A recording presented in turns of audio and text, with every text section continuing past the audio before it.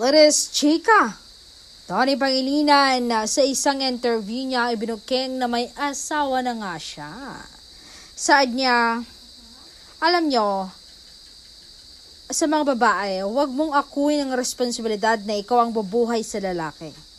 Yes, work if you want to. Build your career. Chase your dreams. Walang masama doon.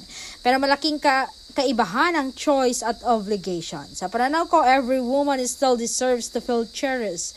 Hindi dahil mahina siya, kundi dahil may malaking kusang gustong mag-alaga. Dagdag pa ni Donnie, ang asawa ko sobrang capable yan, si Belle.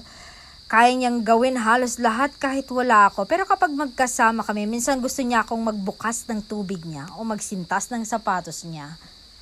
Hindi dahil hindi niya kaya, kundi dahil love allows you to receive, hindi lang laging magbigay.